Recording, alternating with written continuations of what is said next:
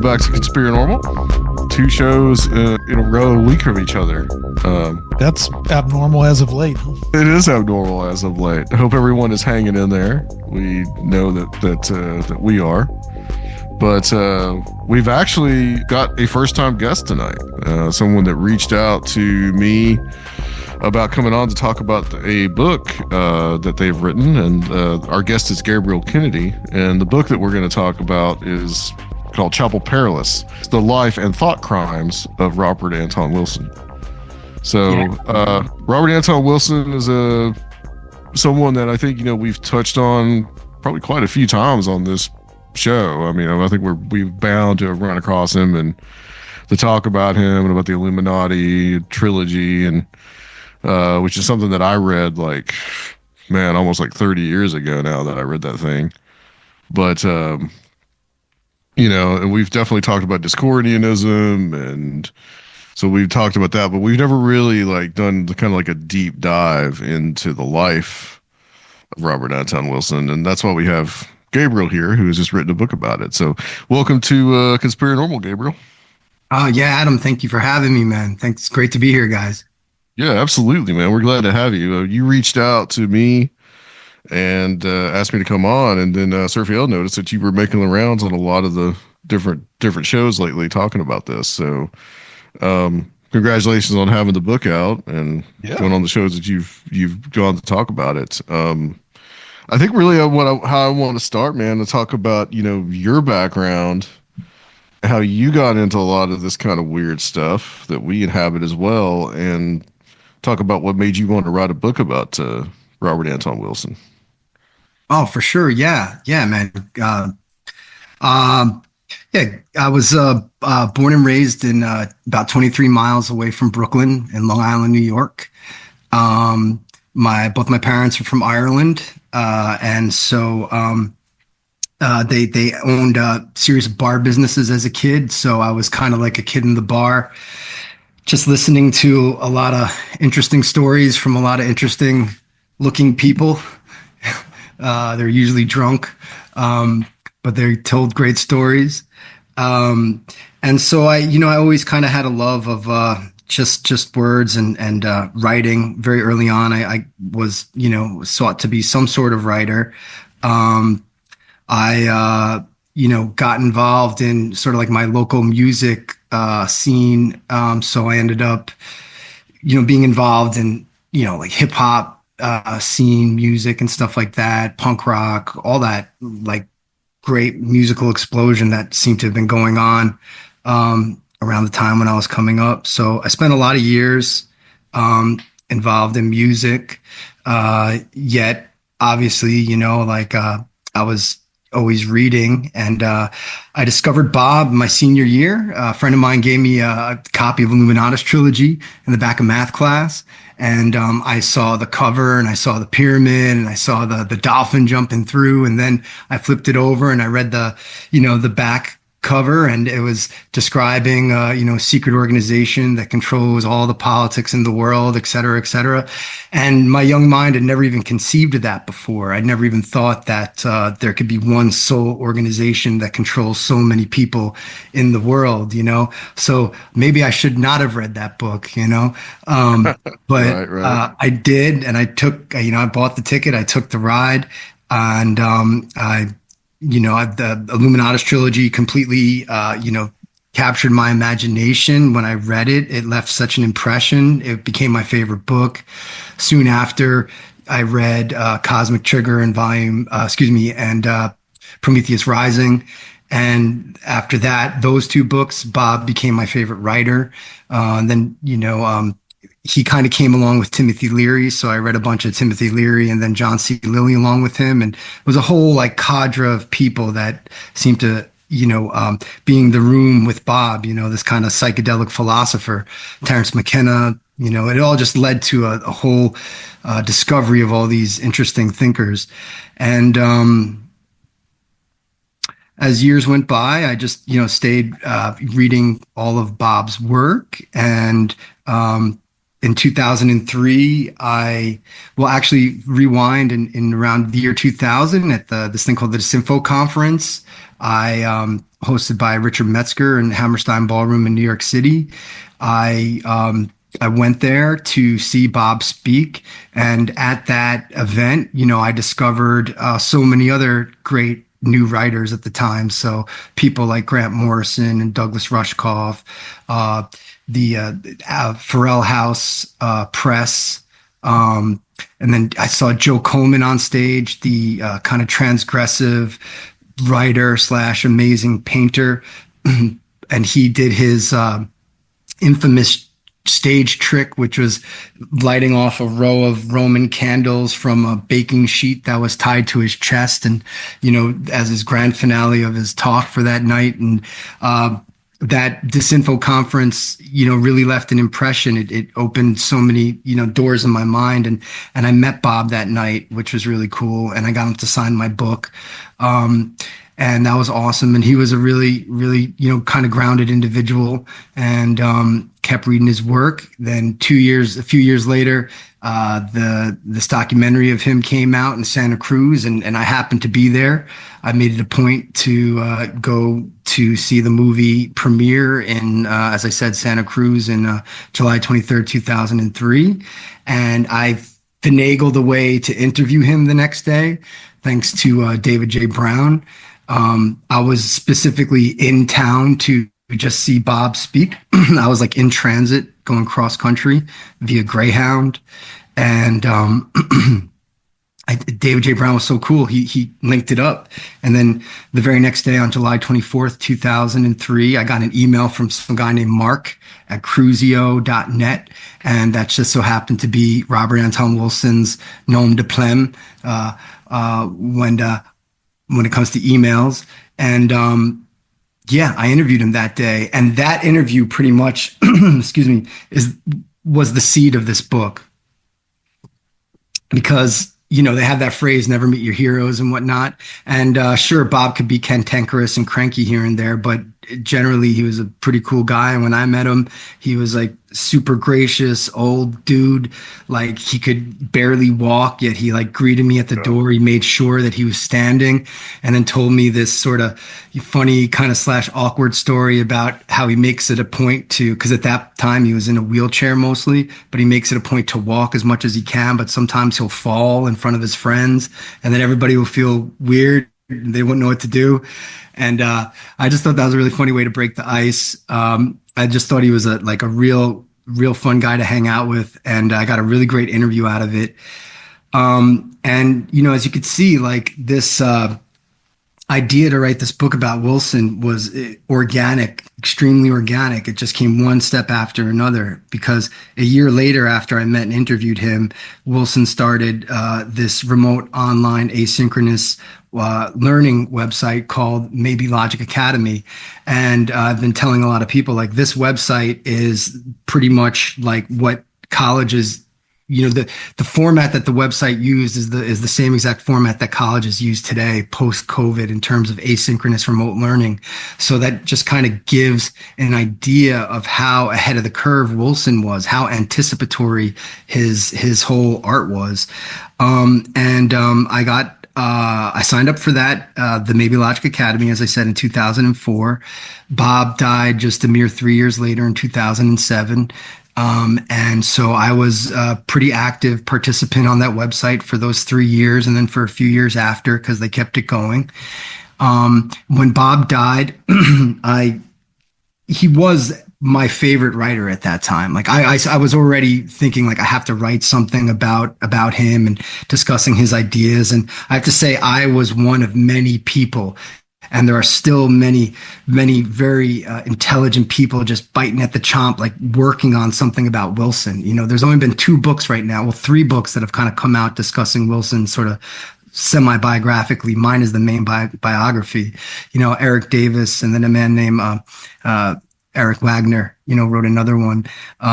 But what I mean to say is that there was almost like there's like this heavy competition around Bob heads, like, and it's a good competition because Bob inspires this sort of like real desire and inspiration to really get at the core of the matter. I mean, that's one reason why he utilized conspiracy theories, but he didn't they were a tool to kind of elucidate his philosophy. And I think I understood his philosophy through these years of study and then taking the class and really just going over and over his stuff for like kind of obsessively for many years. And so that kind of question of why write the book, that's I've been a little stumped, to be honest, in terms of like why did I write this book, right? Like because it's I of course wanted. I'm a writer. I should have mentioned that as well. I've written a number of articles for many online magazines and whatnot through the years. I started as a lyricist, and but you know, for hip hop and kind of rock and whatnot, music. But this was my first book, and I just wanted to do it right. And I knew since 2006 that I wanted my first book to be about Robert Anton Wilson. It just took me this long to get here. Sure. Yeah, that's understandable. That's real cool. I think me and Adam can both relate to that Sure. time period. And that's one thing that really makes Wilson stand out to me is like who else kind of like occupies that space of this nexus between all these countercultural things for multiple generations. He's like pre-hippie, you know, like still like from the beat era is really when he starts through all that, through the 70s, through the 80s, and then the kind of techno psychedelic thing too in the 90s into the new century. And it's like I can't think of anyone who really carried that torch through all those generations and really like impacted our generation too. Oh, for sure. I mean, that's one of the extraordinary things about Bob, I think, and something I wanted to highlight in this book, to also, you know, to show how he did exactly right, carry that torch. He, early in his career, he would describe himself as a super beatnik.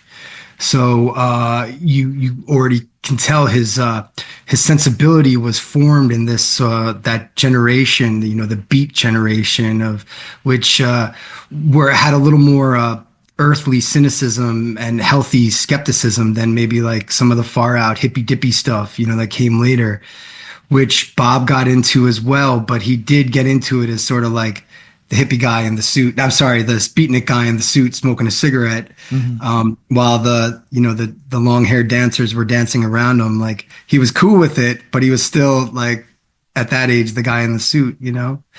And I think in terms of writing the book, Chapel Perilous, I wanted to sort of excavate his early life a lot and his early career. I've tended to focus on that a lot because that really stood out.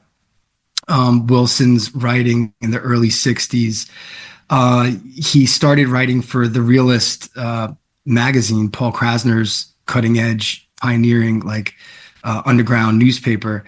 And but like right from the jump, you know, right from the first article, right from the first sentence that he wrote in his career, which was an article called "The Semantics of God." You know, Wilson is talking about how language determines the way that we think, and then, you know, and the way we perceive the world, and therefore the way that we speak about the world.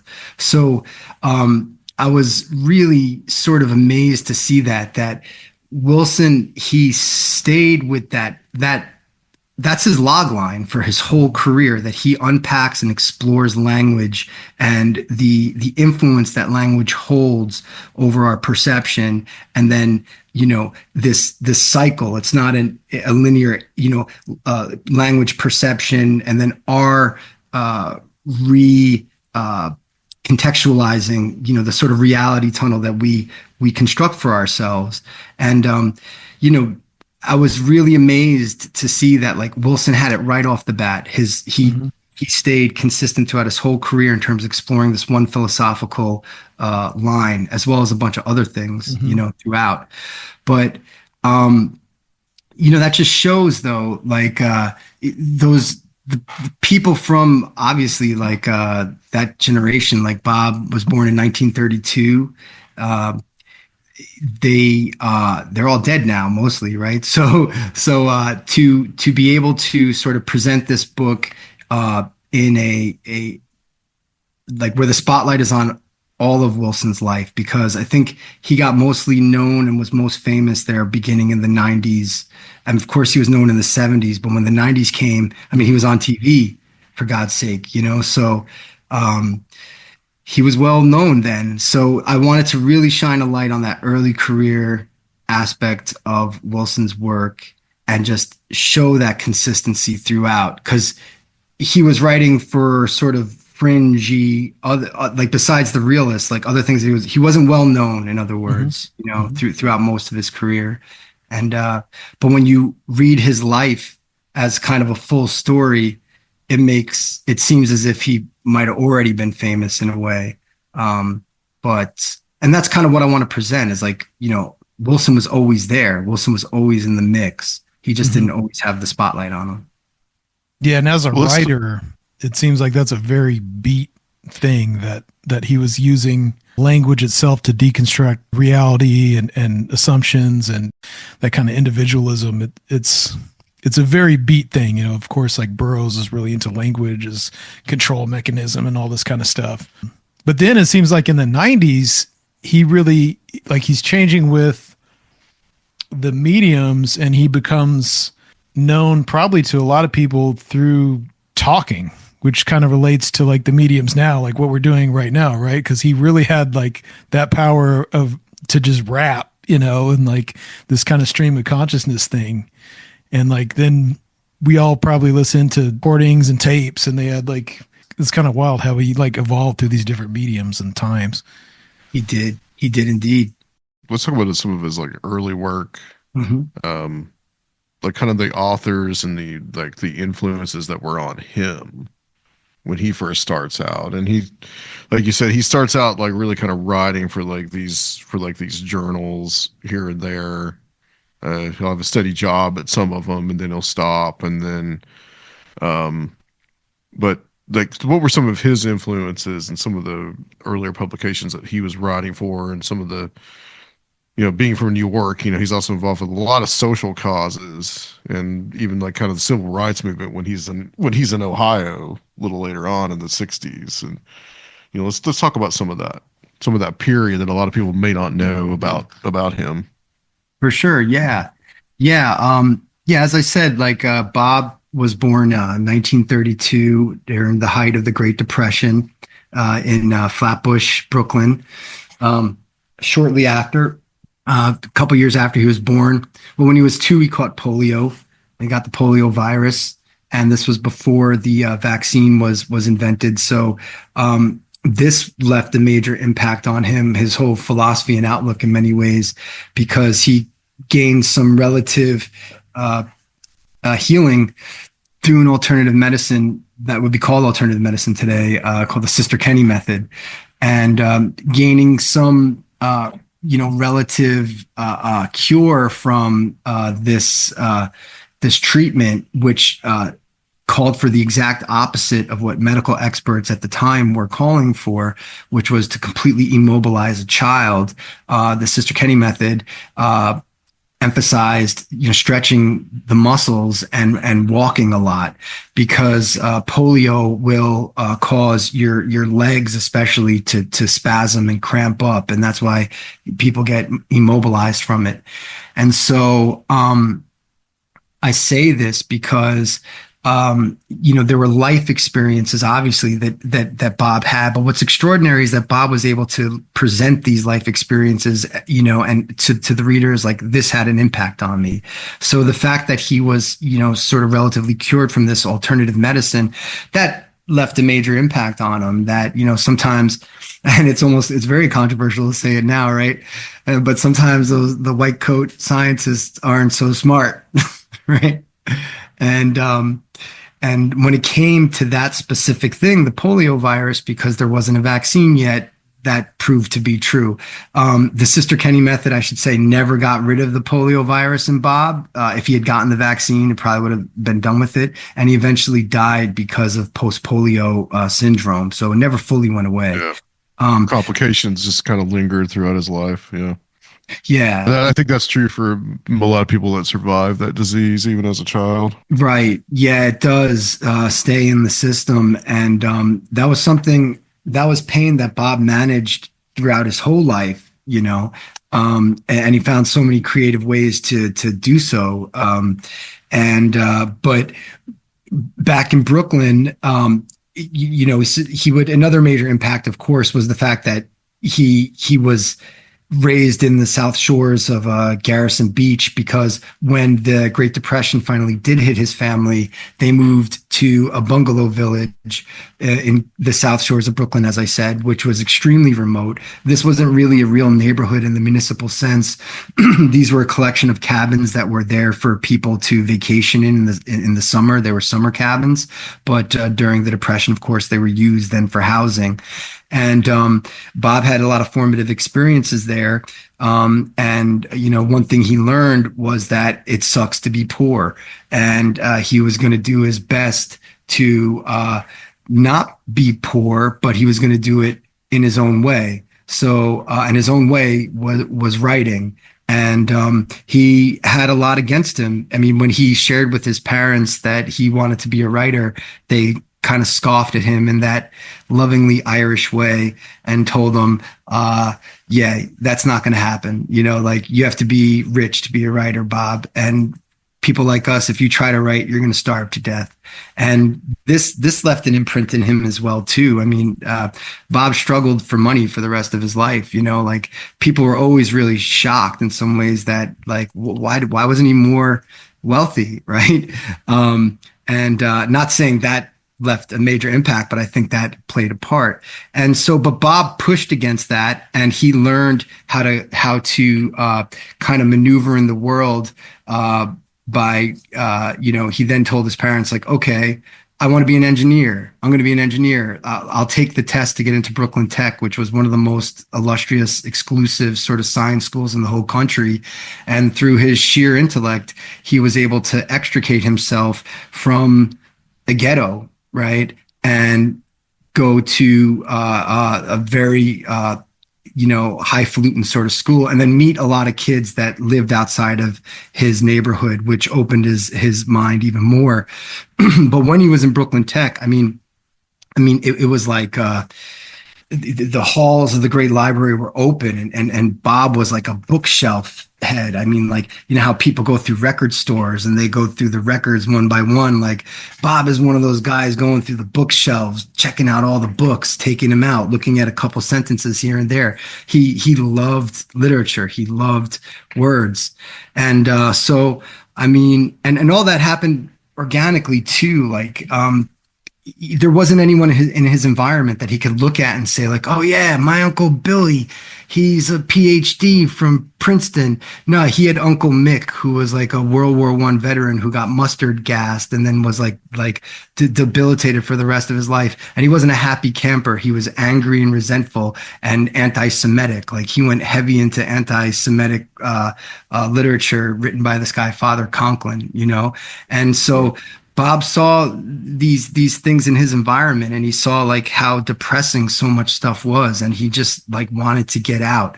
And again, I stress he did it with his intellect, because many other a young fella in a similar situation as his, and also born in those South Shores of Brooklyn, which is a lot of Irish hoods back then. A lot of hard places to grow up, but they do produce some hoods. There were a number of big time criminals that came from the similar areas, one's mind could go that way too. And Wilson just had this purity of essence, right, if you will. And when he got to Brooklyn Tech, it was maybe the best thing for his young life. He discovered James T. Farrell. And that was this Irish American writer, the author of the, well-known Studs Lonigan trilogy, which Wilson read it. That was about a young Irish American kid growing up in the South Side of Chicago, growing up in hard, tough neighborhoods in Chicago. And Wilson read that and was like, oh, this is exactly like Brooklyn. This is really cool.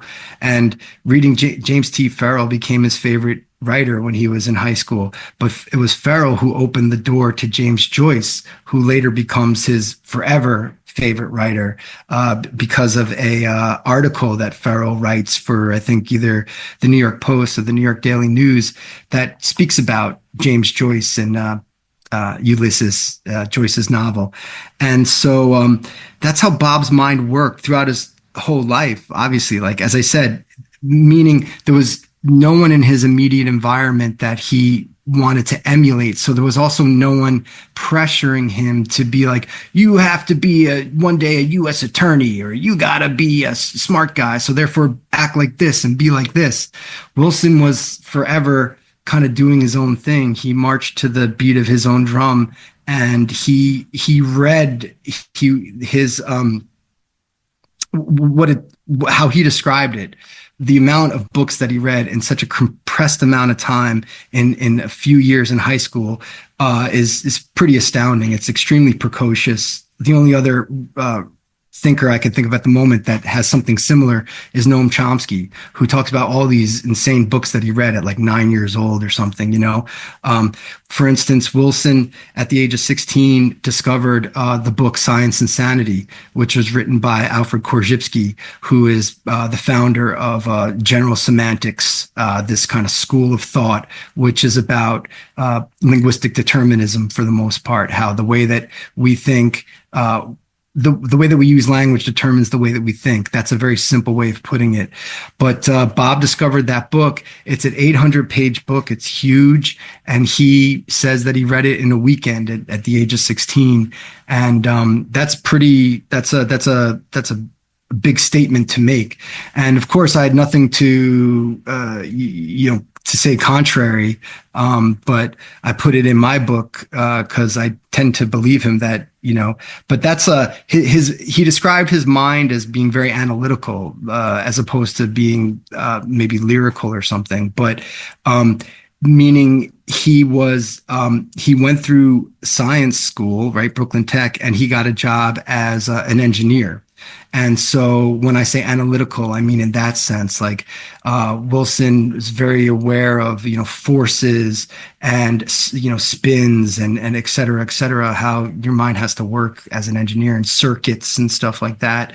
All this literary, amazing literature stuff is just, nice wrapping on top of a core mind of understanding the application of science directly, because engineering is, you create technology, you're utilizing the technology that like physics has just given birth to. So that takes a certain genius, So yeah, I mean, he discovered all these great writers in high school. As I said, Joyce, then Ezra Pound, which really impacted him, his poetry and some of his economic stuff, kind of his eclectic explorations of these not well-known writers. That's what Bob really likes about Ezra Pound. That's Ezra Pound's whole thing, is bringing together all these far out, not fringe, not well-known things throughout history in his book, The Cantos, I'll say. That's his thing. Much like Bob himself. Yeah. Exactly. Yeah.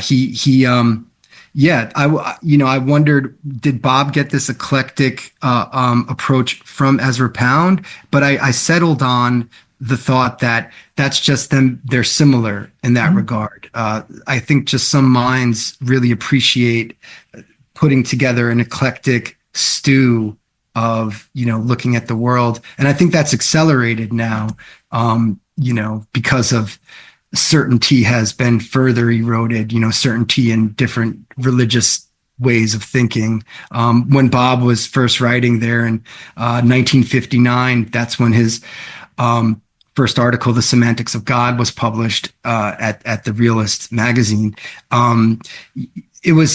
America was still very much in the throes of this heavy conservative Christian overlay in the media. We've totally forgotten that.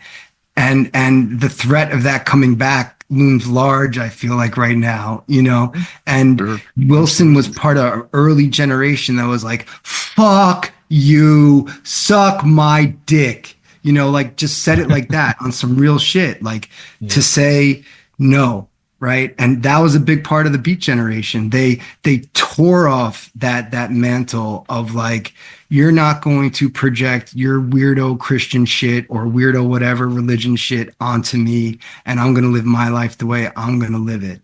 And Bob, of course, he didn't quite say it like that. He was extremely funny and very charming in the way that he presented his fuck you, right?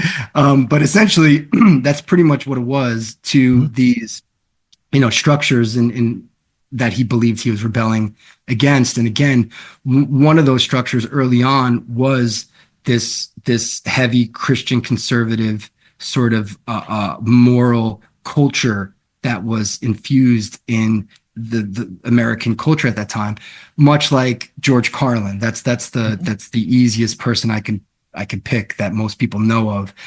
George Carlin's, 7 dirty words sketch that got him into trouble, like shit, piss, cocksucker, motherfucker.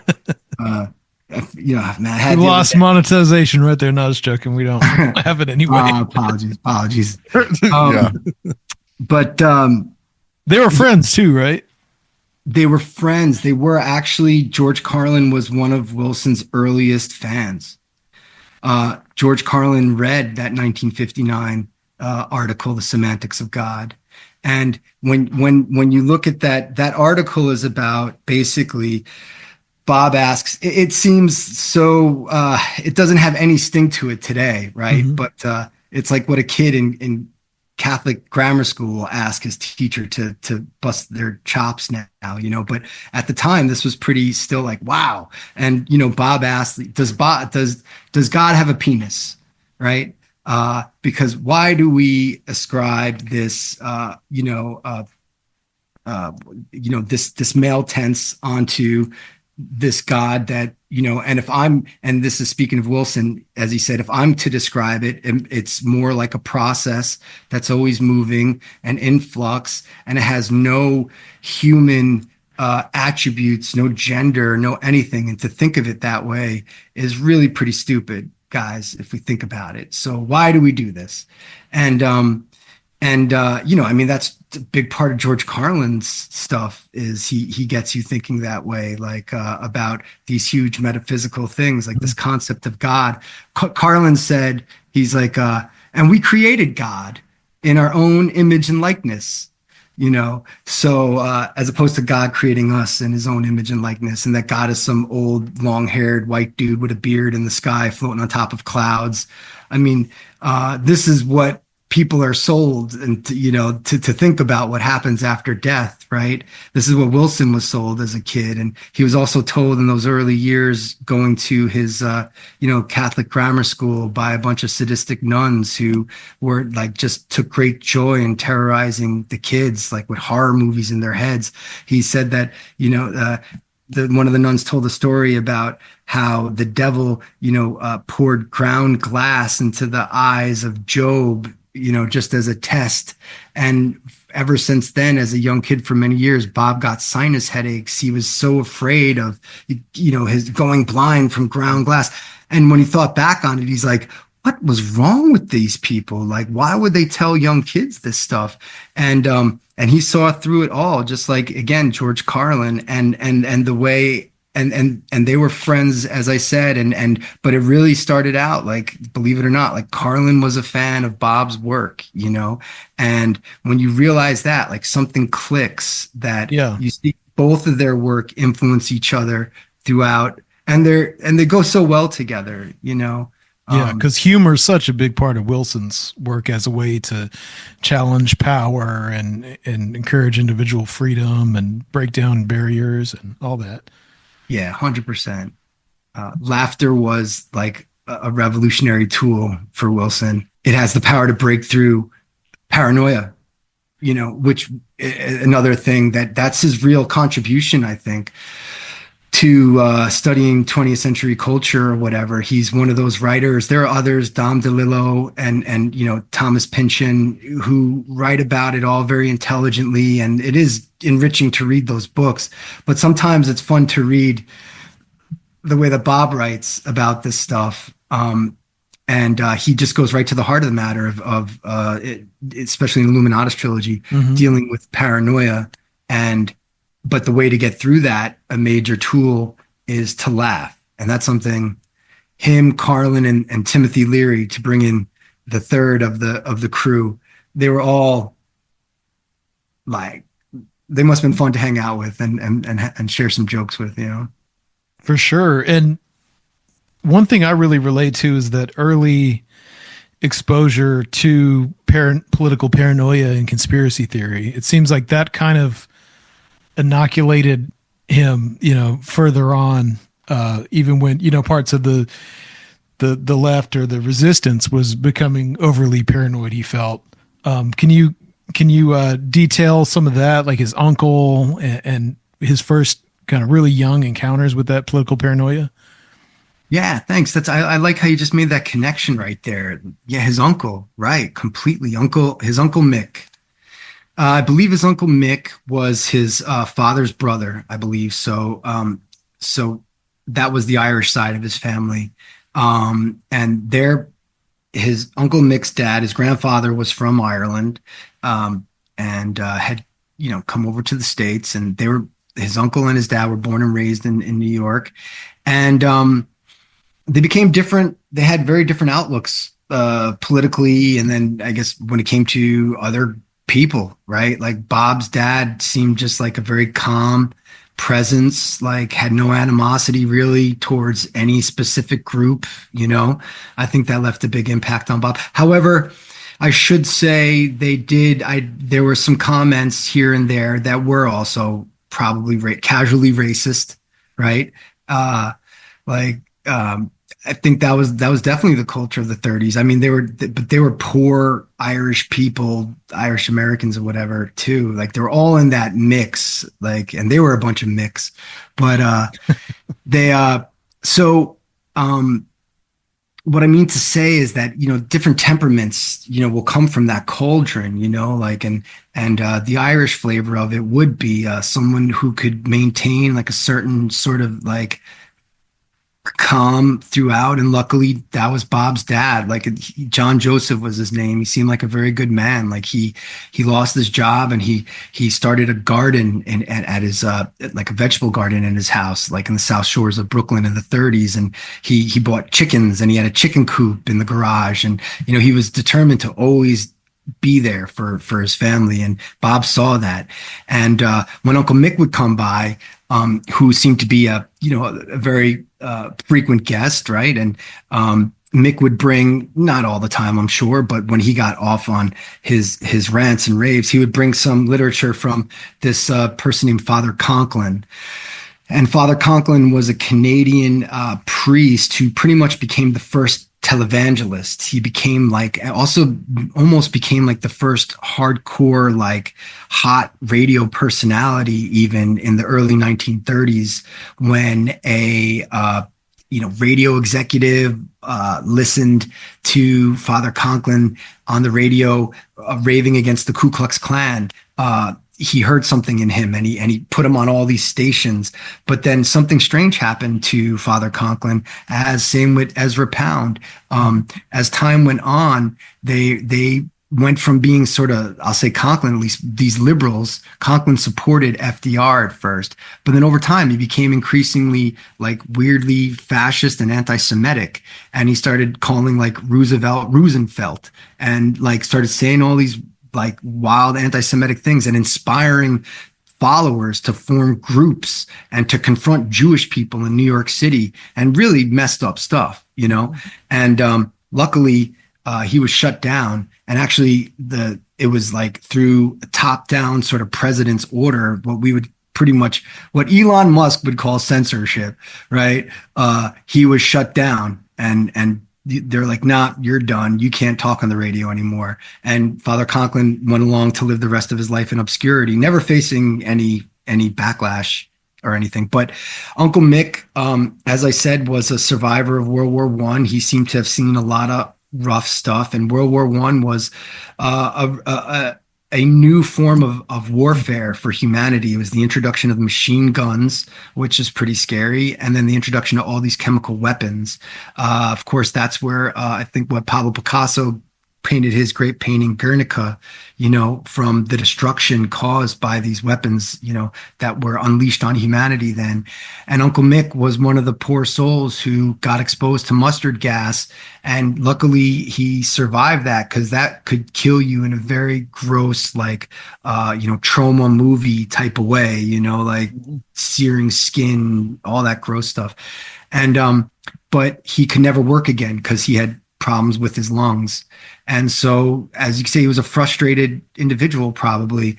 And there were other World War I veterans who were frustrated and upset about the way they were treated, but they formed groups and they protested against the government and telling them, like, to pay us the money that you owed us. Like, that was a group of World War I veterans called the Bonus Army Veterans, I believe, because these people were promised money from the U.S. government. They were owed money for their service that they were never paid in World War I.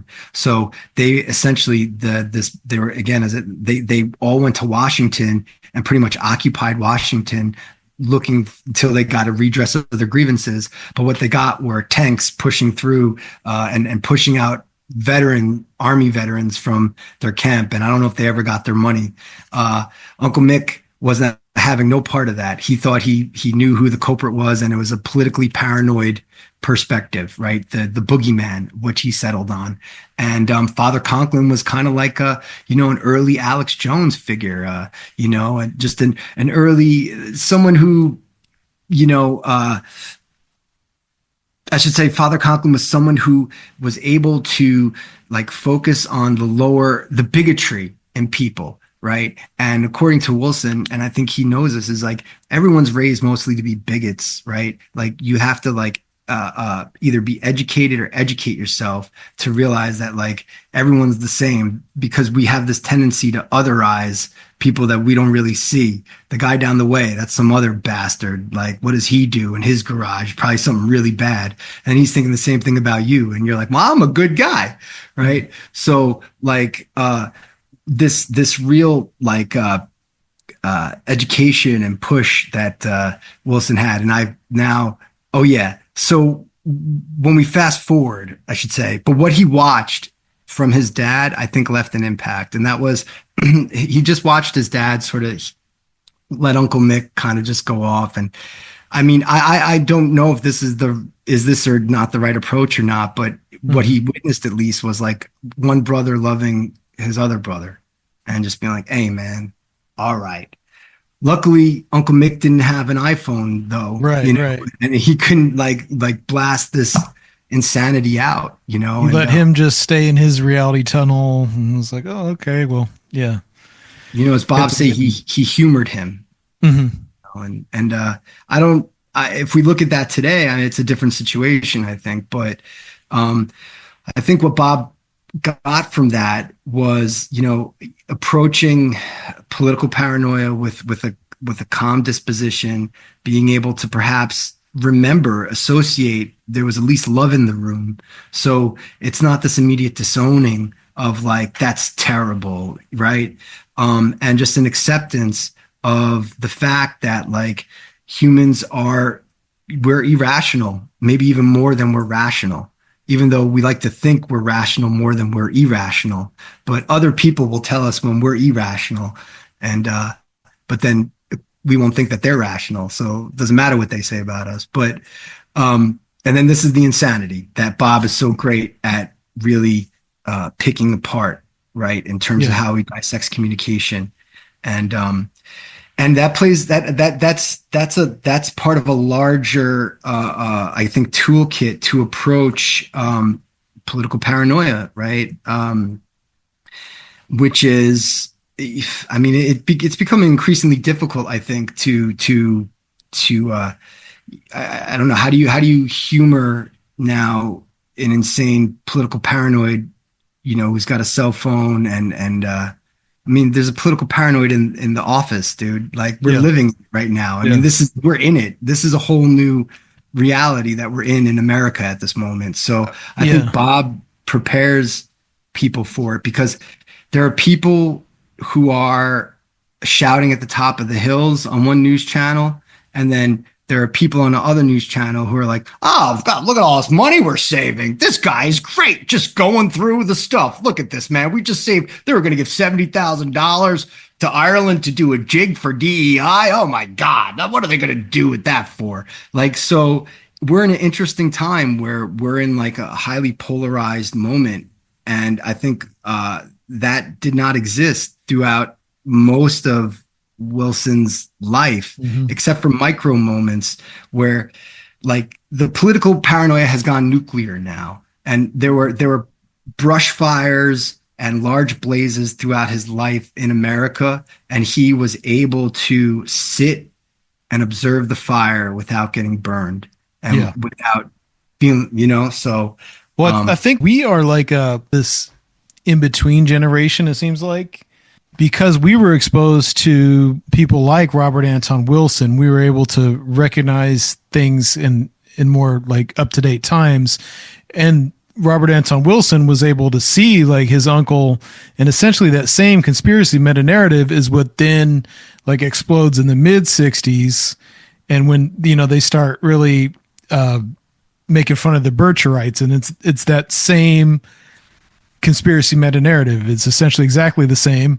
And now, I mean, it's essentially still exactly the same, but because we were exposed to people like Robert Anton Wilson or, some of the crazy extremism in the 90s, we like recognize these same tropes over and over again. So it all kind of relates, but aside from maybe like some kind of mass media figure, people really had to like seek out most of this stuff. But now, because of this mass media and these things, it's like it's forced everyone into Chapel Perilous. And I think that's what Eric Davis talked a lot about in some really when the pandemic started. He was talking a lot about that, how like society as a whole was like in Chapel Perilous now, which is really crazy to think about. Heck yeah. I mean, I think it's fairly obvious we are in it deep. And and what's great about Wilson too is that he's able to get to the heart of the matter like very quickly, and like just kind of point it out as like it's an aspect of human psychology and then sociology, this to create these tropes and to otherize. Wilson called these things like relative evolutionary successes. So at one time, it was successful to our evolution for people to be in packs and then to think of others outside of them as real threats. And so this thought that, we needed some, sole bunch of like strong people to come in and say, all right, now we're going to kill them. And we're going to take their stuff. And that somehow this was part of our evolution. Yeah. And, now there's all different types of anthropology or historical anthropologies that even contradict this rendition of history, right? The alpha male strongman theory of how at one point perhaps this served the tribe, if you will, so having that viewpoint of the other was a potential threat, was based on like physical resources, right? At the time when it was hard to figure out where the water well was, some people would be fighting you for it or something. But, what Wilson has said is that we've evolved like technologically way past that. He agrees with Buckminster Fuller, who believed that when he was writing in the 70s, 70s, and 80s, that there was more than enough to go around already, right? For people to live at a much higher level living standard than how most of us live.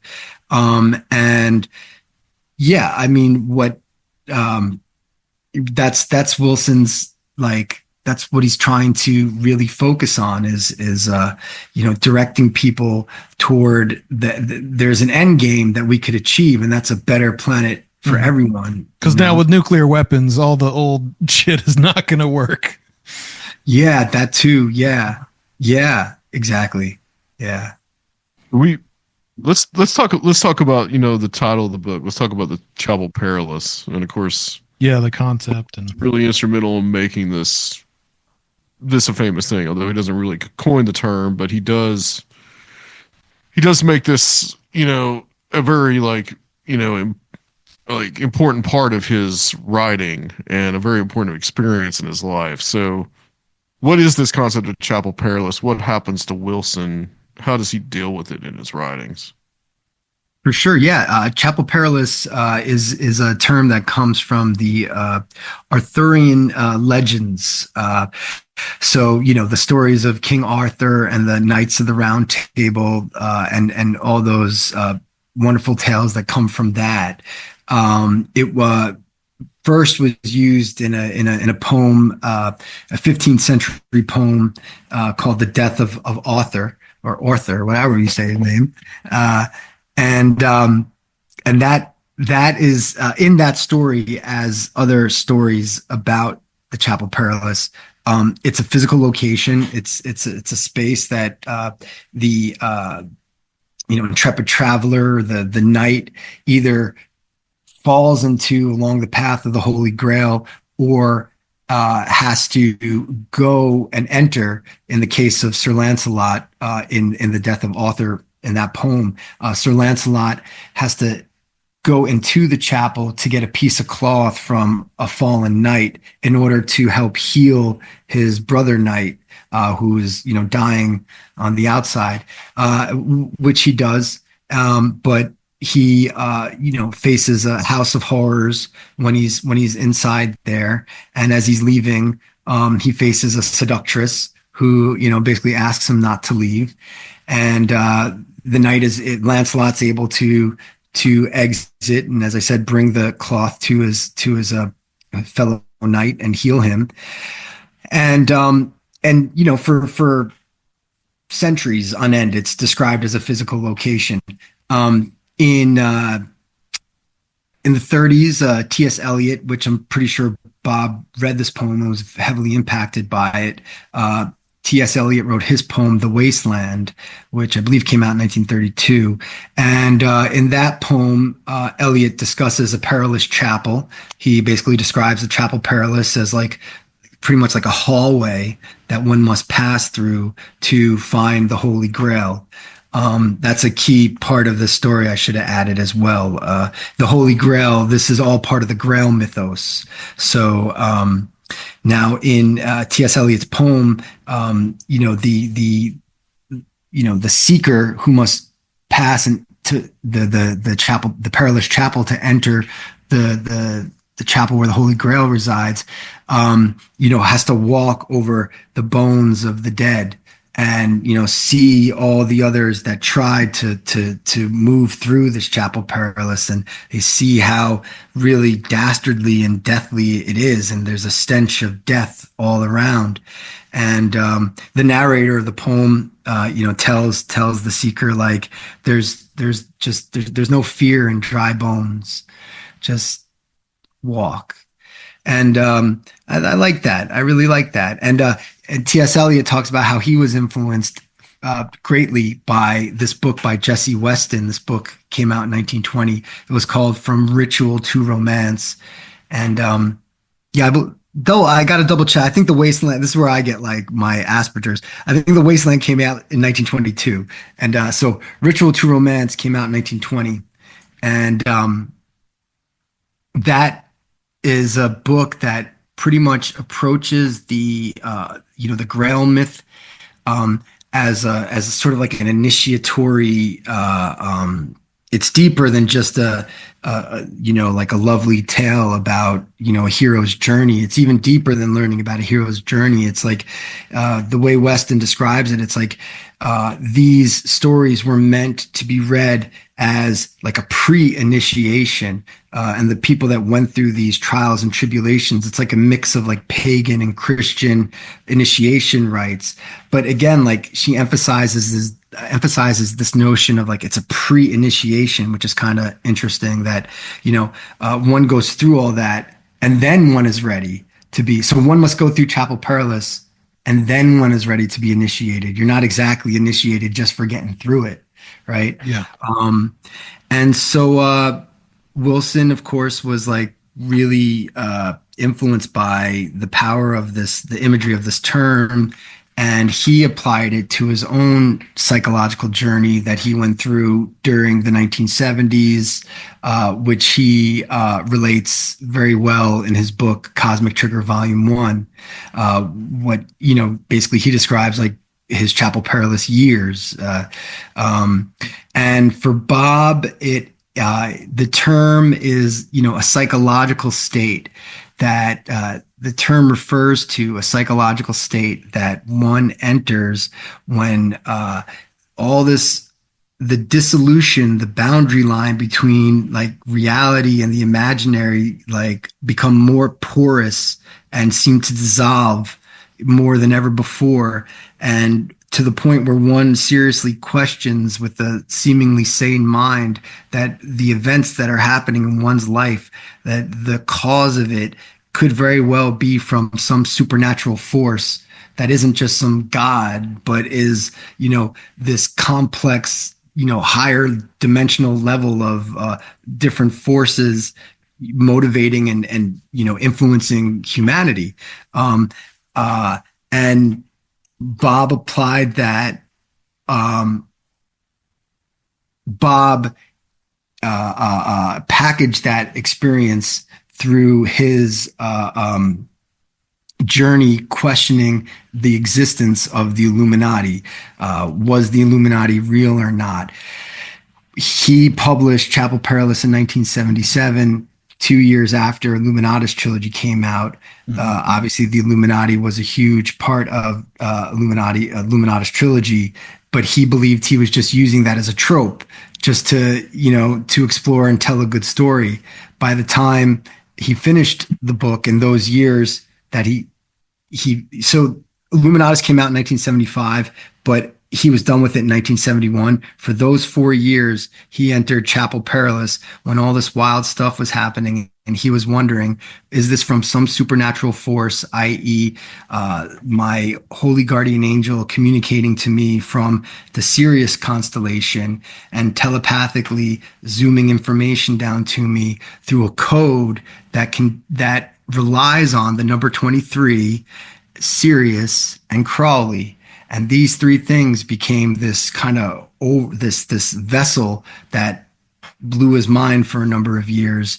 And that was sort of encapsulated Wilson's time and description through Chapel Perilous, which, as I said, for him, it's a sort of psychological state. And it's sort of like that Zen koan, and he might have used that koan. I'm not quite sure at the moment, which is, I'm going to, a paraphrase, but it's first, the mountain is the mountain. And then whatever it is, the mountain is not the mountain, and the mountain is a number of different, and then the mountain is the mountain again. So he takes this heroic journey where he comes out the other side. And as he says, he exits Chapel Perilous, if you will. And he does so, as like a super agnostic. For Bob, like when one enters Chapel Perilous, where one could deal with a lot of paranoia, that could be one of the things that comes up during it. One can either become like a super agnostic or even more paranoid, more entrenched in some weird recondite, paranoid way to describe the world.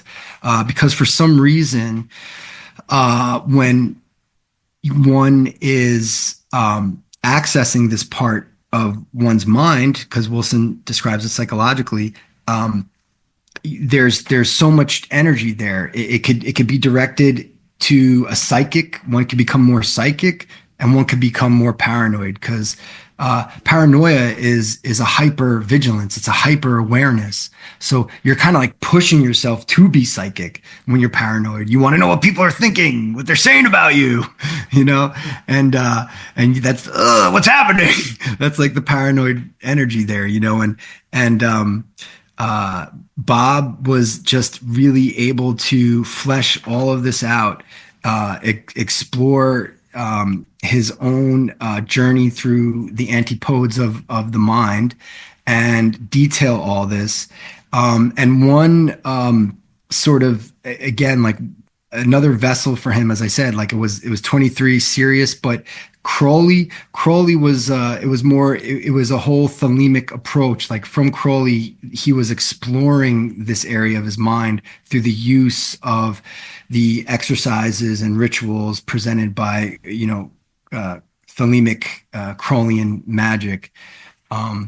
Which I say Wilson is pretty convinced. He agrees with like Burroughs and other people that magic is like the Western mind's form of like meditation. There's like a there's there's a lot there. So that's the main difference between Bob kind of took the term and made it his own. He took, which is what great writers do. He took a very lovely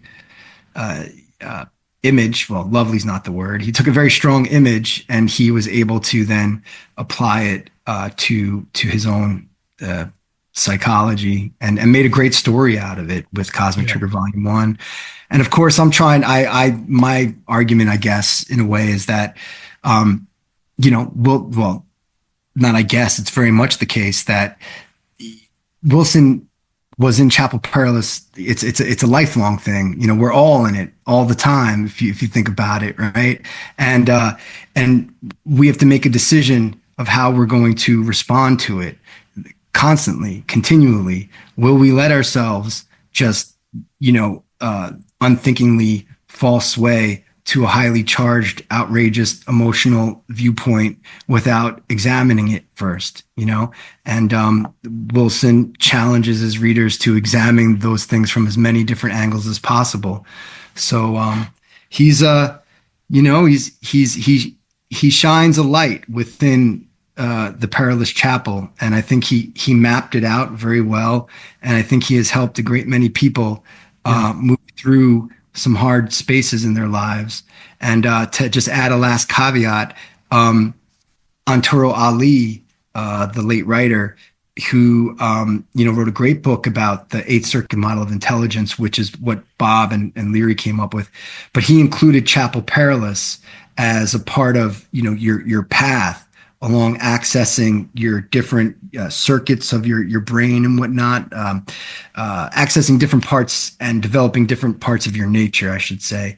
But, Leary, Wilson, Antoro Ali, they believe that we had, aspects of our brain that were still emerging, right? And so these could give us, psychic powers, if you will. I could, even create different forms of genius. I mean, that's the whole point of magic. Like Crowley's magic is like willed brain change to create genius. So in order to get there, you have to pass through Chapel Perilous. You have to go through a time of where everything seems subverted and inverted, and everything seems to be falling apart. So it would be described as an initiatory space, yet there's no guarantee that the intrepid traveler or travelers will emerge in sane mind, body,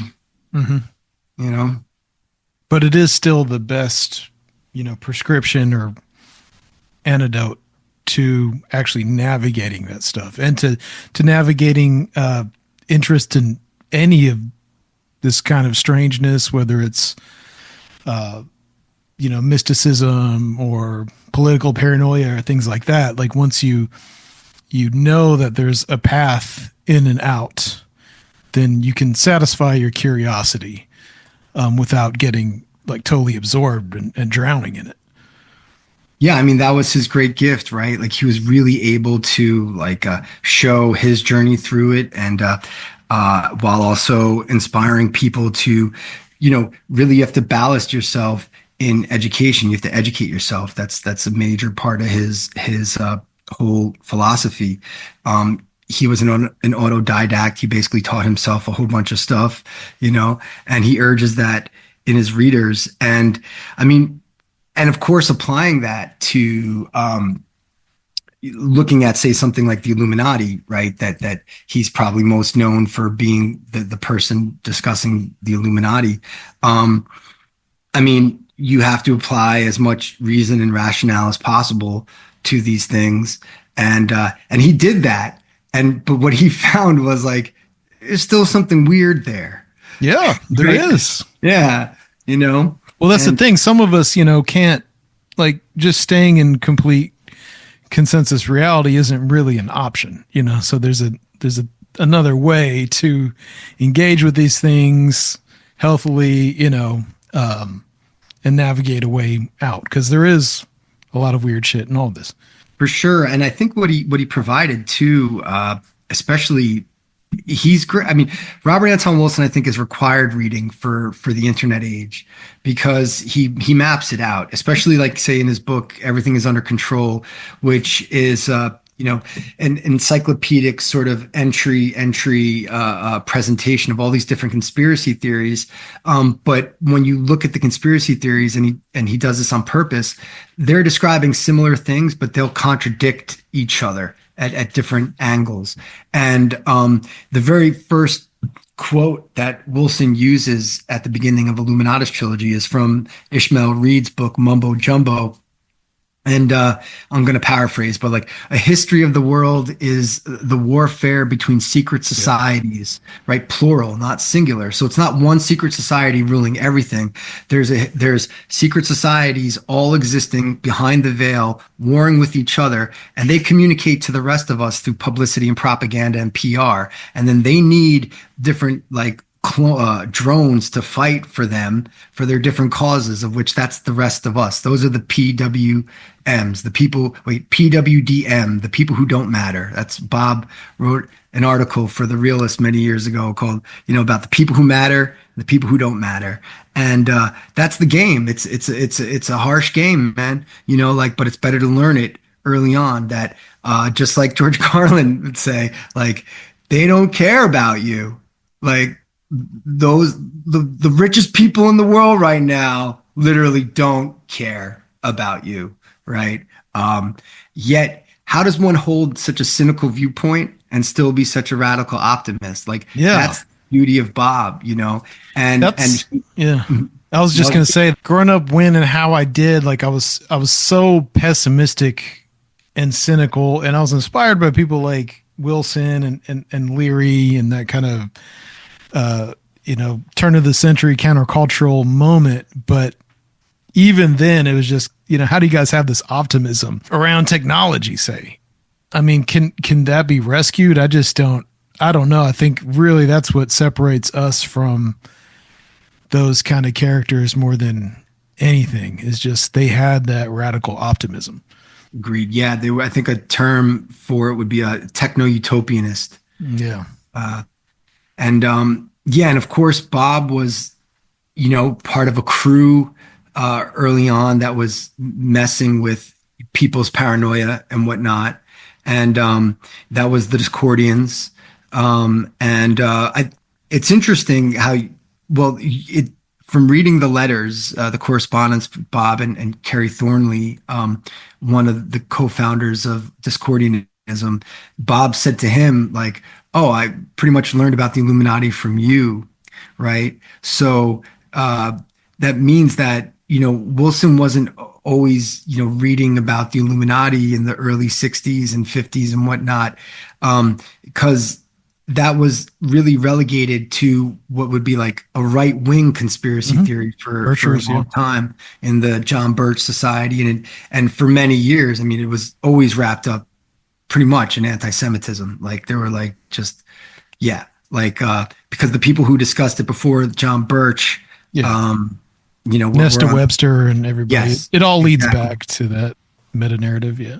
Yes. And so of course, Bob and his fellow wild beatnik hippie friends, they were just subverting all the imageries and tropes, and it was to turn up the paranoia at the paranoids, so that was the Discordianism is a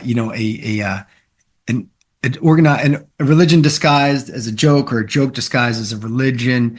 It was, founded by Carrie Thornley and Greg Hill in the late 1950s, and it's pretty much like, a cult to Eris, the goddess of chaos, who, when she was jilted from going to a party on Mount Olympus, and she wanted revenge. She threw a golden apple out onto the dance floor, and it said Callisti on it, to the fairest or the prettiest one.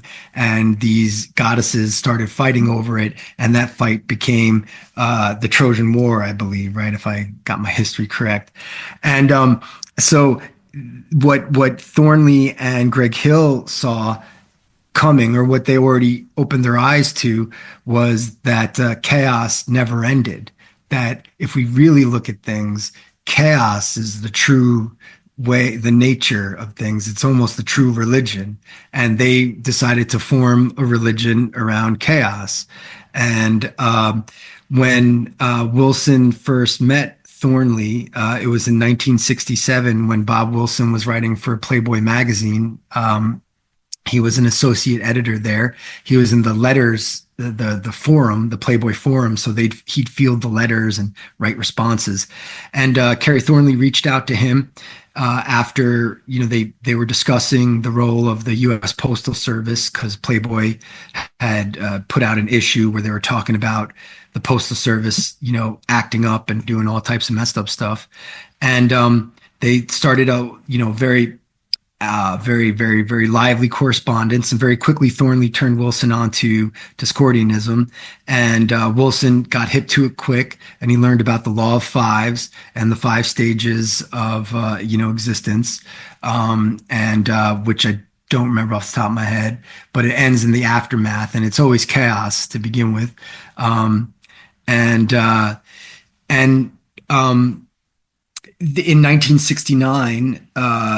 Carrie Thornley calls for, along with Bob, this Operation Mindfuck, which was all based around sending letters to people who were they considered paranoids, and like for instance this guy David Nobel, who wrote I think the book like Hypnotism, Communism, and the Beatles. Yeah. This guy saw communists in everything. And, of course, communism was another major conspiracy theory communism is not a conspiracy theory, but the conspiracy theory that there are secret communists lurking about in all the corners and in all these institutions. They're teachers, they're lawyers. We have to root them out, McCarthy style. That was, of course, a major conspiracy theory that I thought Wilson thought was horrible. So they wanted to, poke at these paranoids and make paranoids even more paranoid. But it was like, yeah, that's what they did with Operation Mindfuck. It was also a way for Carrie Thornley to get back at Jim Garrison, the New Orleans district attorney who was investigating the assassination of JFK. That's a whole other story. Carrie Thornley's story is very interesting, and his whole journey with Jim Garrison. But I'll just say that Carrie Thornley and Jim Garrison were not on good terms, and it's so wild that Thornley Thornley is a small character in the whole JFK assassination realm, and so Bob really hits it off with these guys. He even recruits his new friend Robert Shea, who is a fellow editor at Playboy, and so they link up with Thornley and Hill, and Bob Shea becomes a Discordian, and of course they get so into it that they end up. It was Bob Shea's idea, and he said that he wanted to create the myth, the origin myth of Discordianism. How are they going to do it? And he presented that to Bob at a bar one day after work, and then in 1969, the two Bobs got typing away and wrote nonstop, and for 2 years, and then they produced the Illuminatus trilogy in 1971, which still I can't think of any other book really that so succinctly just goes right to the paranoia in such a fun way. Yeah. And I think just keep returning to that. Jesse Walker, the writer, has termed that whole thing and the ironic style, right? That was the difference between, Wilson, the Discordians, and then the people that he influenced that really, and then of course came about in the 90s. Like 90s was like irony everything. That was like the whole like whatever tag of the 90s, like that this aspect of laughing at the conspiracy. Did they catch you in it? Are you a part of it? It provides you a certain distance, an ironic distance. And of course, that's a conundrum too. Yeah. Slavoj Žižek doesn't have a really good take on that sort of thing. He considers that sort of cynical, like you're laughing at your own imprisonment in a way. But Wilson and, the two Bobs, Illuminatus, and this birth of the ironic style where you can look at conspiracy theories and seek to gain a little more distance, whether it's, well, for him, it is definitely through laughter. You might actually learn something, learn something more about yourself. You might learn something that you were not even expecting to learn, because Wilson's whole approach is not, he doesn't hit you over the head with a hammer nonstop for 300 pages telling you like, this is what's ruling the world. This is what's happening. This is what's happening. He's so gifted. Well, he's part of that, a type of writer that's really able to, in the terms of Crowley, produce more hunchbacks than soldiers, more questions than like, declarations. And I think that's the beauty of his work, is just, engaging with the Wilson book is an experience in and of itself, and so he kind of embodies what he's talking about. And I find that very refreshing, because there's a lot of writers who don't. Some of my like critique of the Discordians and Wilson is that I really think that the Discordians did something metaphysical that has like serious consequences into this era. And what we started seeing probably around like COVID and first Trump election was a lot of people from our generations who were saying, like conspiracy just went so much more on a mass scale than it ever existed. And they're like, well, it isn't fun anymore because it has real consequences. But like it had consequences in the 90s too. People blew up federal buildings and did all kinds of shit, and like this idea of having this ironic distance and consuming this material, but it always being this like safe distance away. Like I have to, think about the way that I consume this stuff too. And like, I think a lot of us were very responsible, and Wilson and them might have really been key to propagating like all that conspiracy monomyth stuff into the new century. It might have kind of died with the Birchers if they didn't really have as much fun as they did with it and kind of introduce it into the counterculture at the time. Yeah. Let me say too, Thornley was a casualty of this. Yeah. It all backfired on him. It drove him crazy. So even then there were still casualties of all this stuff, of fooling with it. He went too far. Right. Like as Bob said about Thornley, like be careful of the crazy kooks that you make fun of, because you might become one yourself. Yeah. I think there's a warning in that. I think I like how Doug Rushkoff and Are You Serious put it, which was that Operation Mindfuck was too successful. That's definitely one thought that people have, I think, towards the ability that Wilson and Thornley, and then with the help of someone like Paul Krasner, who put their chart that they made up, which they took the design from Nesta Webster. That kind of classic, the different circles, and then out of the circles, what organization is controlling what, sort of. So Paul Krasner is a complicit as well. And then expanding it out, it took off though within the hippie underground in a way. So, I think that it's kind of it's a zeitgeist. It really expresses what was in the air anyway. I think you had people doing tons of acid Yeah. from the 60s into the 70s. Like one of the benefits, say, of like the 90s generation and now I guess. But if we look at the 90s for a second, because that's like a that's a second wave of a lot of stuff from the 60s still is Mhm. being, worked Yeah. out in the 90s. And so you have another generation of two or people who are they've already taken a lot of acid. Like I started doing acid at 15. I used to go to raves and like break dance, all that stuff. And you'd be amazed. You'd be break dancing for hours on acid, right? And like, but it was because of people like Bob and Leary and John Lilly. And like I was able to read these guys and say, oh wow, like that was what that crazy vision could have been about. Like I'm not mad or whatever, right? So I think that this, but of course, one of the side effects that happens, of course, with weed, acid, you could get really paranoid, Yeah. like over Yeah. like is the dog talking about me?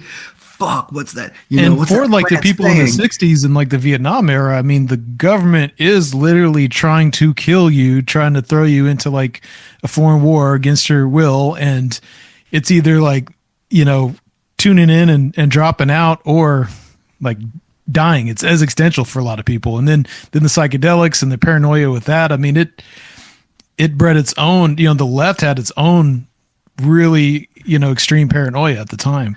And that carried Yeah, over. I think acid played a lot. Hell uh, yeah.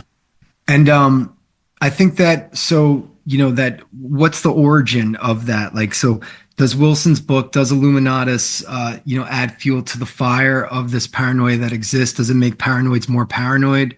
Uh, does it help some paranoids become, metanoids? Which is so paranoia is everything is connected, but it's all a conspiracy against you. Metanoia is everything is connected, but it's all to make you like the hero that you're supposed to be, right? And You kind of have to get it, right? And if you don't get it, like the point of Illuminatus, then it could have negative effects. most certainly, I mean, And you know, I've seen it in like my life and people I grew up with. Like that specific book became part of people's story and had a really bad trajectory. wow, it's interesting. Yeah, yeah. I think that if one reads just that book by itself and doesn't explore much else of Robert Anton Wilson's, you could basically come away of like, whoa, here's, read it with David Icke and, read Yep. it with, Professor Griff and read it with like all these other wild, conspiracy theorists. And, but, this is one thing that, so I land on the other side of the spectrum though, for the most part. I and Jesse Weston both believe, I should say, that that really what the Discordians were doing, right, they were just commenting on the zeitgeist because mind fuckery that comes from intelligence agencies, and that the amount of intelligence agencies like increased exponentially since World War II ended. So the CIA was born in 1948, I believe, out of the National Security Act and whatnot. And of course, the National Security Administration was born then too. I mean, intelligence agencies in America, like the first one was like the Navy intelligence or something, and that Mhm. was like in early 1900s. Like there was when the OSS was transferred, what Wilson, I'd say, I mean, this is in the book. I mean, it becomes a national security state, like not in any wild way, but America literally became another type of country after World War II. And so, as you said, the Vietnam War was happening, people were watching people die, but at the same time, when you were an activist in America, you were watching your own people die, and you weren't, and then you were, say, having fights with other activists and not sure why that was happening. Well, it turns out it was happening because the FBI was running a series of programs called, the counterintelligence programs, where they were bad jacketing, making sure that activists fight with each other. Yeah. And especially if you were black, they wanted you to kill each other. That was pretty much, plain and simple. And they'd go so far as, make sure that you would get killed. Right. So, there was a lot of paranoia in the air, and They were operating like secret societies. Like they're operating like intelligence agencies, and then secret societies, yes, because a secret intelligence agency will function as a secret society to a degree. A secret society, well, perhaps they would have rituals that they would do together, depending how you define the term. But yeah, Right. yeah, man, not to parse hairs too much. They were acting as secret society. So my point is that was Operation Mindfuck too successful? I mean, it seems like intelligence agencies have only increased and they become private intelligence agencies now, and there's so much propaganda and so much paranoia floating around that it's coming from so many different places. It's hard to really find an origin point. And my of course, I'm the writer of the book about Bob, so I would encourage people who have read Illuminatus to keep reading more Wilson, because I think that's part of the joy of him. He is a trickster like that. Like at first glance, if you read Illuminatus, it's like, whoa, this guy's a wild conspiracy guy. And I think a lot of like news articles picked up on that, especially during the first Trump administration, when all of a sudden, oh, we have a conspiracy president, which, yeah, sure, we do. But, Wilson firmly believed that, a multitude of conspiracies contend in the night. Like conspiracies, people conspiring is just more than one person, speaking to achieve a goal or means that, I don't know, in order to achieve it through criminal means, perhaps. So, people conspire to rob banks and, run weed cross country or whatever, you know what I mean? And like, but to add that jumbo narrative conspiracy overlay is then that's where the personal paranoia comes in. And I mean, Bob told me when I interviewed him about someone who read his book and went even more paranoid, et cetera, et cetera. So I mean, it is something that can happen. And that's I don't want to. I think both are true, right? I think that the Illuminatus definitely had kind of perhaps maybe not the best effect on some people, and then but on others, I think that it had a very liberating effect too. yeah, for sure. When we talk in the time that we have left about Wilson's private life, some kind of the struggles that he had with his wife, and he had a son that developed schizophrenia, and he also had a daughter that was murdered, quite brutally murdered as well, and that affected him greatly. And you go into that a lot in the book. So these are things that I never knew about him. Yeah, Bob, he especially with his son Graham and Graham's struggle with schizophrenia, Bob definitely kept his cards close to the chest on that. He wrote a little bit about his daughter being murdered. So in 1976, during those sort of Chapel Perilous years,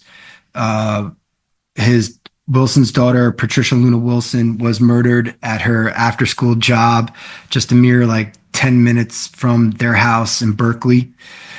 She was, working at this used vintage clothing store, and a man entered the store in what the police called, an apparent robbery. However, I was told that that person was also going out with the owner of the store.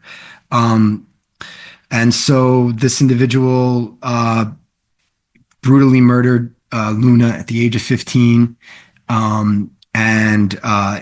It kind of one of Wilson's children told me that the murder tore the tenuous thread of their family apart, and it impacted them all very greatly, and it impacted Graham, who was very close in age with Luna, to the point of him having pretty much a full schizophrenic breakdown.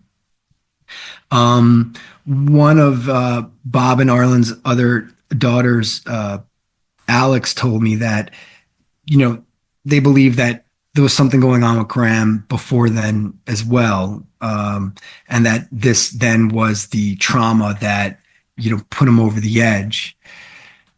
So yeah, from 19 shortly after Luna's death, starting maybe 1977, young Graham was afflicted with the worst sort of schizophrenia perhaps one could get, right? It was a paranoid schizophrenia. He saw flames in his room. He thought, his family were demons. He like was terrorized by the audible hallucinations, which of course are never nice voices. And you really feel for this guy. And Graham's still alive. And he's a very friendly guy, and he's doing pretty well. And if you guys want to reach out to him, he's always open. And I got a chance to interview him for the book as well. And he loved his dad very much, though he calls him his stepdad, because Graham is still, working through a lot of stuff, but he's a very funny guy though. So he calls Bob his stepdad, and he says Leon Trotsky is his real dad, because when his mom went to Mexico, and he says the real Graham was a stepbrother who is not around. It's very well, and so. So does he undergo treatment? I'm assuming still. I believe. Yeah. Yeah, I believe he does, and he did. And I'm not. I don't know exactly what these days. But last I spoke to him, he was doing pretty well. And he, especially from where he was when it first hit, because even someone as smart as Bob, and of course I haven't even spoken about Arlen, Bob's wife, like super smart person. Like these are both like hyper intellectuals. Like they would just hang out, smoke cigarettes, type and read and talk to each other all night, right? But I say that to illustrate that even they were left clueless about what was going on with Graham at first. And they didn't even, believe it or not, like see it, because of course their baby daughter had just been brutally murdered, and they were all seriously in grieving with that. Like Arlen sort of fell into a heavily depressed state. The two older daughters just split. They're like, this is too heavy for me, man. This is too much. So it was just Bob, Arlen, and Graham. And when the really sad irony of all this is that Luna was murdered, a year after Illuminatus was published. So, as I said earlier, Wilson finished Illuminatus in 1971, but for the next 4 years, waiting for Illuminatus to be published by Dell, he descended deeper and deeper into poverty, because it was pretty hard to make it as a freelance writer in America without any books published.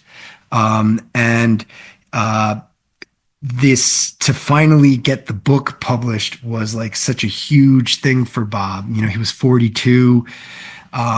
Finally, he was getting some shine and a little bit of money as well. They were able to move to a sort of high-rise apartment in San Francisco by 1978.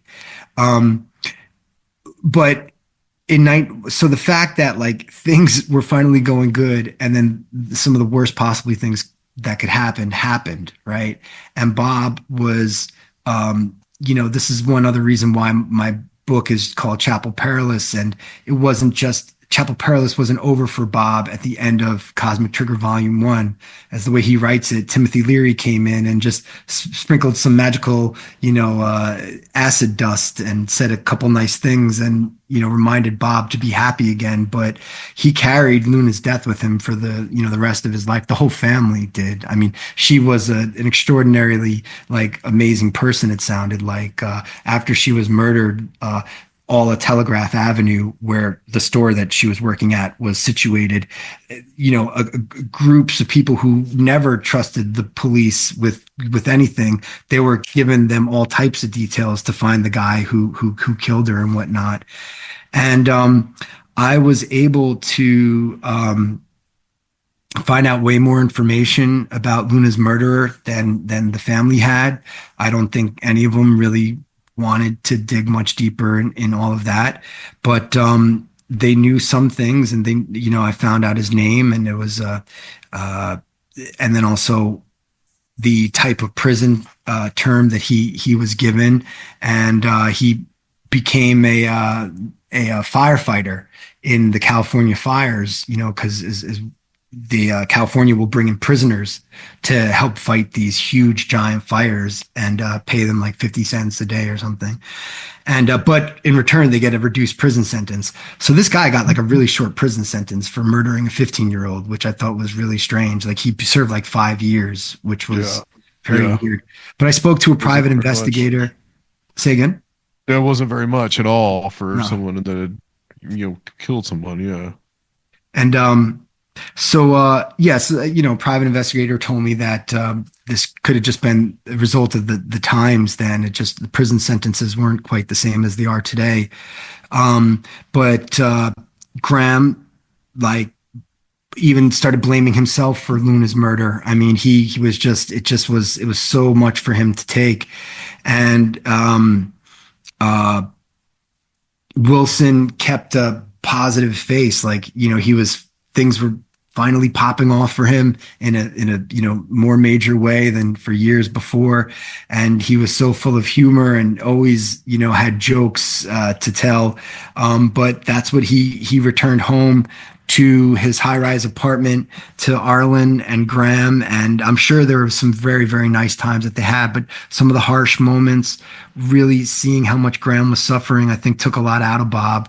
And he blamed himself a lot until he and Arlen finally went to Ireland and lived there for about 6 years in the 1980s. And while he and Arlen were in Ireland, Arlen hipped Bob to, told Bob about, I think it was this book, Saint Scholars and Schizophrenics, which basically details a sort of intergenerational trauma effect that has happened to the Irish because of the Irish potato famine that happened in the mid 1800s, that an epigenetic change. Now, this is from another book. Now, I throw in a couple books, just in my book, you'll see. But the theory of this intergenerational trauma and the impact of epigenetic change is the result would be people could have schizophrenic breakdowns 150 years later, which is when Graham had this schizophrenic break, meaning that epigenetic change from that malnutrition that the women faced when they were pregnant, like it still resides within the genes of the Irish, as I said, like 125 years later. And I thought that was a pretty interesting theory. And I found another book written by an Irish-American journalist called Stalking Irish Madness. And this was a memoir about this man's two sisters who both had sudden schizophrenic breakdowns in 1976 when Graham had his breakdown. And so it was in that book where the writer really unpacks this notion of how this intergenerational trauma could have really impacted, Irish people like that. And it's true. I mean, for many years, Ireland had the highest amount of schizophrenics in all of Ireland. I mean, anxiety, depression, paranoia. That's like the trifecta. Like almost all Irish people have that. And so the idea is that this is actually like a timed genetic thing in DNA that actually happened in the late 70s because of what happened in the 1800s. The sort of theory of like that sort of epigenetic impact of trauma, intergenerational trauma, according to the person who wrote this book, Stalking Irish Madness, his name is Patrick Tracy, and he references other studies. This person named Una Walsh, I believe. This is the kind of theory of epigenetics. Is that so for instance, if your grandfather smoked, your lifespan could be shortened from your grandfather smoking. Right? That's something I never even imagined before, but this is what's being discussed now in the field of epigenetics. There's a few studies out that specifically look at intergenerational trauma and epigenetic change. There might have been one study about survivors of the Holocaust and higher levels of cortisol in the bloodstream of the grandkids.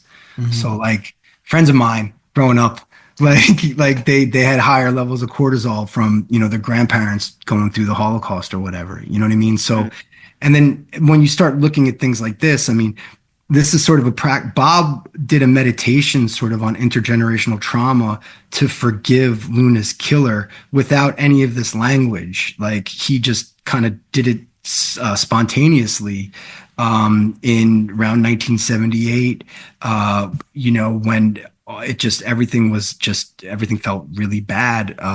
But he, overlooking a nice San Francisco sunset, Wilson just kind of, did a visualization, if you will, and just focused on the fact that Luna's killer was a Sioux Indian. He actually, I did the research. I think he came from Standing Rock, around the Standing Rock tribe, right? And he was an alcoholic. He had, but then Bob thought about like everything that like Native Americans or had endured throughout the colonization and settlement of America, and basically, contemplated the intergenerational trauma that, impacted this person who ended up killing his daughter. And so, I mean, dude, I know people whose daughters have been killed. Like they create fantasies in their heads about how the guy who killed their daughter is dead, like, cause they'd rather not face the reality of the fact that their daughter was gruesomely murdered, and Bob was able to not only see that, but to like, I guess do a very Christian thing and do what Jesus would have done and forgive the killer of his only biological daughter, and in that, what helped him do that, I guess, was him contemplating, as I said, like intergenerational trauma upon Native Americans. But Bob didn't.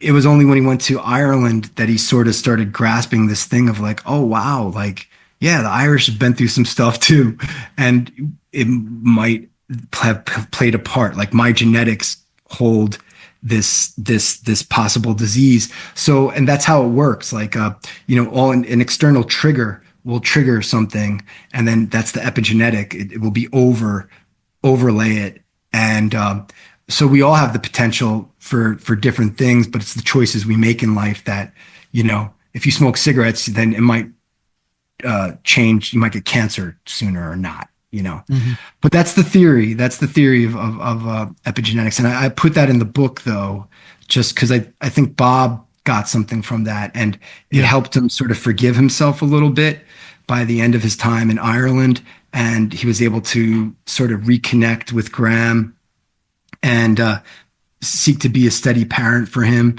As great as Bob and Arlen were, I think it's pretty clear in the book too. It kind of shows like they were definitely not helicopter parents.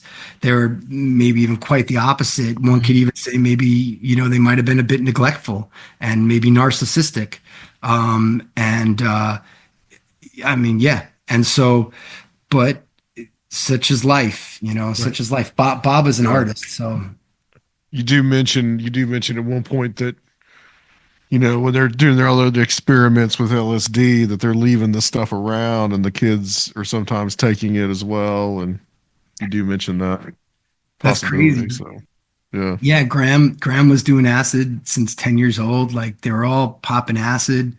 Yeah. That's not, yeah. It's almost for latent, schizophrenic possibilities. Yeah.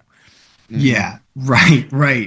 And, yeah, I mean, and then that was in Wilson's genetic line. I mean, I've looked at studies that write about the, how schizophrenia would be hereditary, but one's parent could be schizophrenic, for artists, right? I should say, rephrase. So for people who are artists, like, so for instance, Bruce Springsteen's dad was schizophrenic, and he's a very prolific creative person.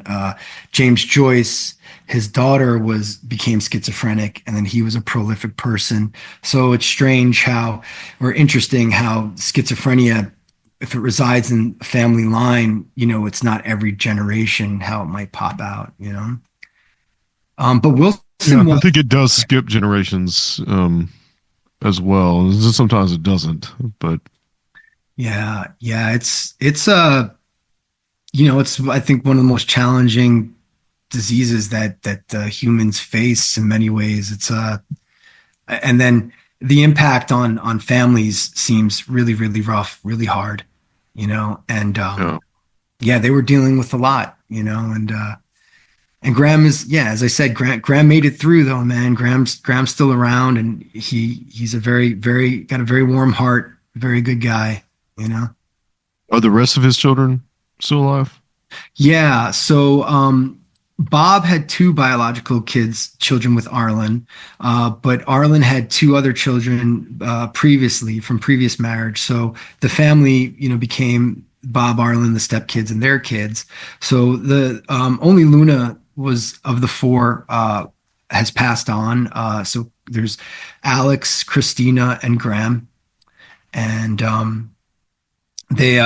Christina is the executor of the Raw Trust. So those are the people that handle everything with Robert Anton Wilson. Graham is in California, Alex is in Oregon, and I talked to them extensively through the writing of this book. I really started with the interviews. Christina was like the core kernel of interviews that I began with to, trace out Bob's life.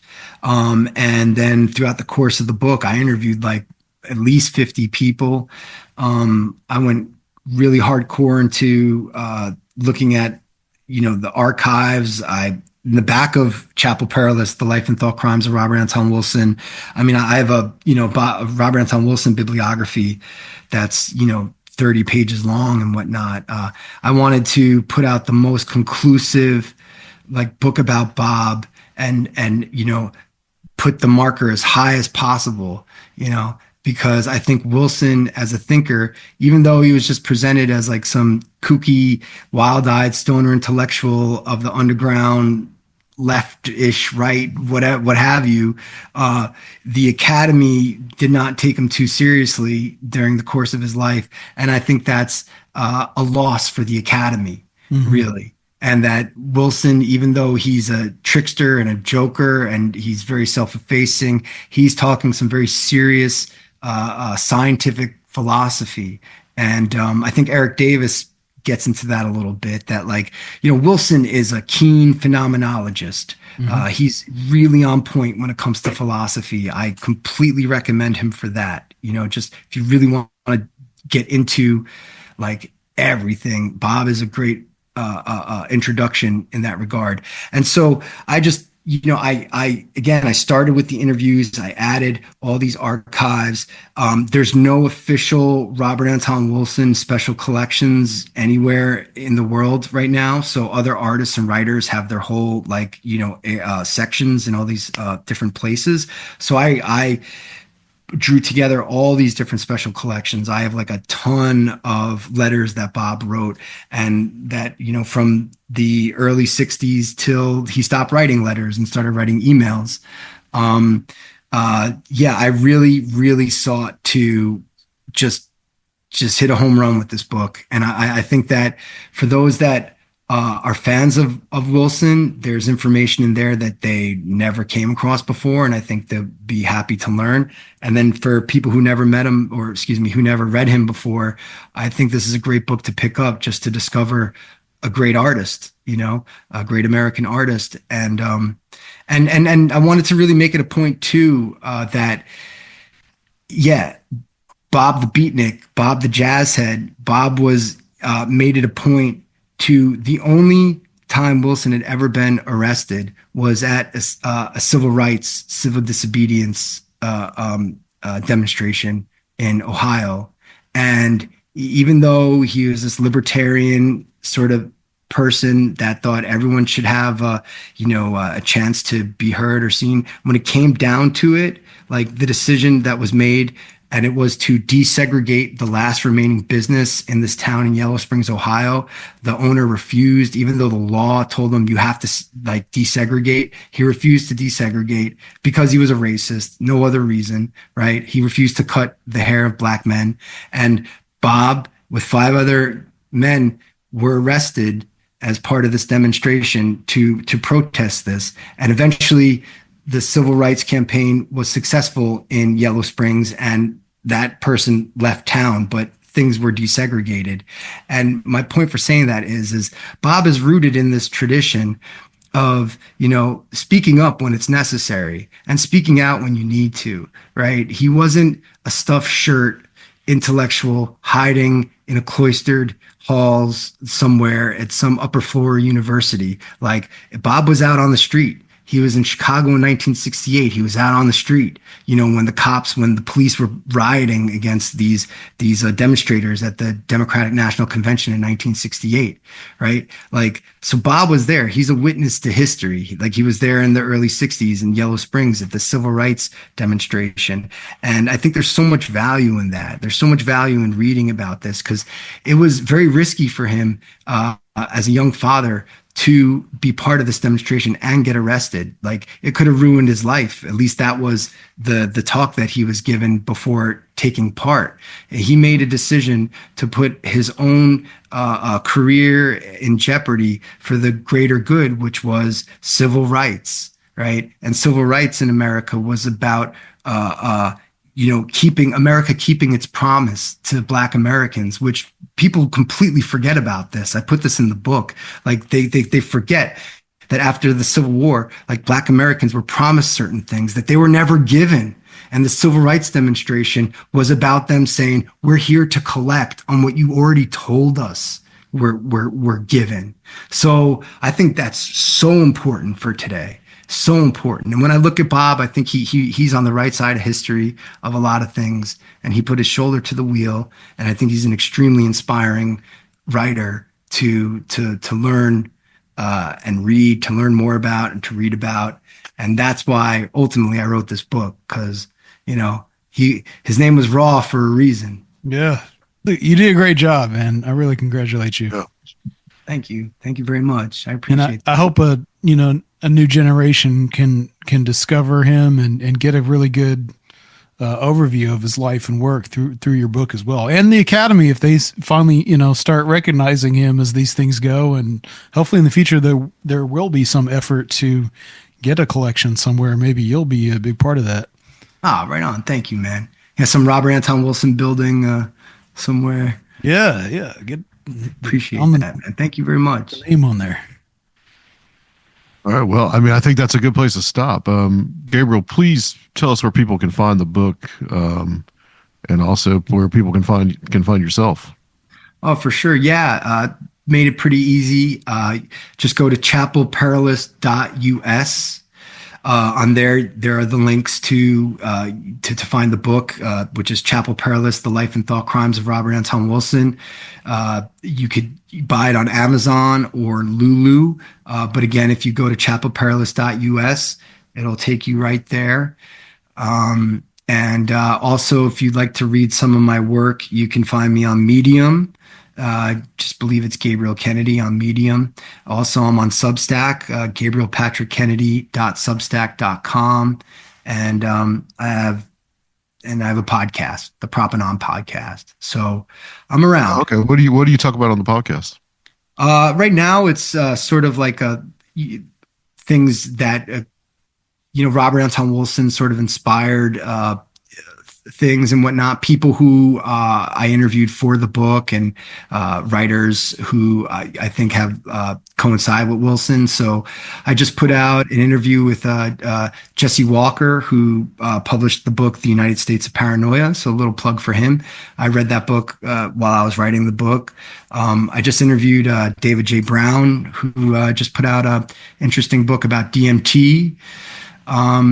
So, kind of keep it raw centric, and just talk about the things that Bob talked about. Awesome. Well, excellent. Gabriel, thank you for coming on. And guys, we are hurtling straight to episode 500.